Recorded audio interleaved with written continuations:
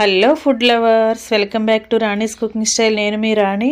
ఈరోజు నేను వెన్నని స్టోర్ చేసుకుని నెయ్యి ప్రిపేర్ చేసుకునే వారికి ఒక చిన్న చిట్కా చెప్పబోతున్నానండి. వీడియోని ఎక్కడ మీరు స్కిప్ చేయకుండా లాస్ట్ వరకు చూడండి ఫ్రెండ్స్. ఇలా మజ్జిగ చిలుక్కుని వెన్న రెడీ చేసుకుంటూ ఉంటాం కదా.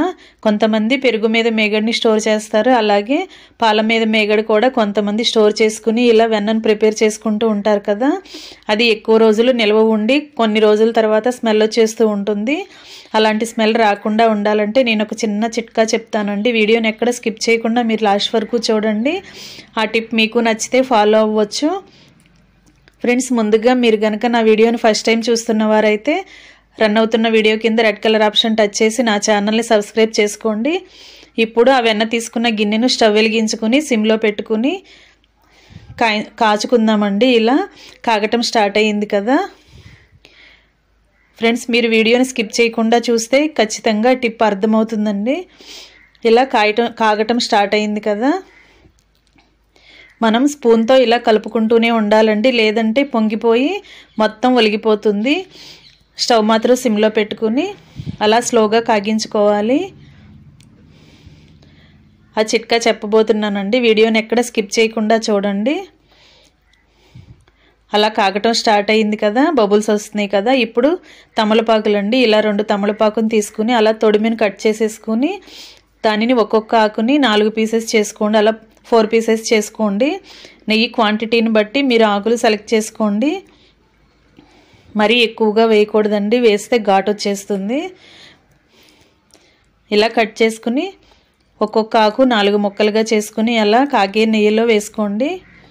ఇలా బబుల్స్ స్టార్ట్ అవ్వగానే మీరు వేసేసుకున్నారంటే ఆ ఫ్లేవర్ మొత్తం నెయ్యిలోకి పట్టి చాలా టేస్ట్గా ఉంటుందండి. ఇలా కొంచెం సేపు కాగించుకోవాలి ఫ్రెండ్స్. మీ ఇంటిలో కనుక చిన్నపిల్లల కోసం నెయ్యి ప్రిపేర్ చేసేవారైతే దీనిని ఎక్కువసేపు కాగించకండి. ఆకుల్ని కొంచెంసేపు కాగిన తర్వాత ఆకుల్ని తీసుకుని సపరేట్ చేసుకుని నెయ్యి మాత్రమే ప్రిపేర్ చేయండి. లేదంటే మీరు పెద్దవారి కోసం ప్రిపేర్ చేయబోతున్నారు అంటే ఆకుల్ని అలాగే కాగించుకోవాలండి. మరిగించుకుని నేతిలోనే మరిగించుకుని ఆకులు పళ్ళంగానే మనం డబ్బాలో స్టోర్ చేసేసుకొని సర్వ్ చేసుకోవచ్చు. ఆ ఫ్లేవర్ చాలా చాలా బాగుంటుందండి. చిన్నపిల్లలకి మాత్రం అలా చేయొద్దు, ఎక్కువ ఘాటు అయితే వారు తినలేరు కదా. మీరు పెద్దవారికి ప్రిపేర్ చేస్తే అలాగే ఆకులతో సహా కాగించుకుని బాక్స్లో స్టోర్ చేసేసుకోవచ్చు. చాలా చాలా బాగుంటుందండి. ఎక్కువ రోజులు ఫ్రెష్గా ఉంటుంది, అలాగే నిల్వ ఉన్న స్మెల్ రాకుండా చాలా బాగుంటుంది. మీకు నచ్చితే ఈ టిప్ ఫాలో అవ్వండి. నెయ్యి కరెక్ట్గా కాగిన తర్వాత మనం స్టవ్ ఆఫ్ చేసేసుకోవాలండి. అది ఎలాగో అది తెలుసుకోవడం ఎలాగో ఒక చిన్న చిట్కా చెప్తాను చూడండి. నెయ్యి కరెక్ట్గా కాగింది. లోపల మనం చూసినట్లయితే బ్రౌన్ కలర్లో ఉంది కదా, కొన్నిసార్లు బ్లాక్ కలర్లోకి వచ్చేస్తుంది కదా. అలా రాకుండా చక్కగా కరెక్ట్గా నెయ్యి కాగింది అని మనం తెలుసుకోవడానికి చాలా చిన్న చిట్కాను చెప్తున్నాను. నెయ్యి కాగుతున్నంతసేపు చక్కగా బబుల్స్ వచ్చి బాగా సౌండ్ వస్తూ ఉంటుంది.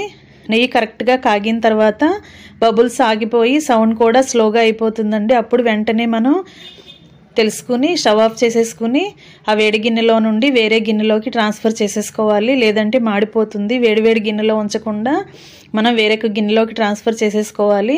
అలా పూర్తిగా చల్లారిన తర్వాత ఆ వైట్ నురగంతా పోయి పూర్తిగా చల్లారిన తర్వాత మనం ఏ డబ్బాలో స్టోర్ చేసుకోవాలనుకుంటున్నామో అలా స్టోర్ చేసుకోవటమే ఫ్రెండ్స్. నా చిట్కా నచ్చినట్లయితే మీరు ఫాలో అవ్వండి. ఇలా వేడివేడిగా నెయ్యి ప్రిపేర్ చేసుకుని మనం ఇడ్లీ అలాంటివి వేసుకుని బ్రేక్ఫాస్ట్లోకి చక్కగా సర్వ్ చేసుకుంటే చాలా చాలా బాగుంటుందండి. గుమ్మగుమ్మలాడే నెయ్యి రెడీ అయిపోయింది. Thanks for watching. నేను మీ రాణి ఎర్రంశెట్టి.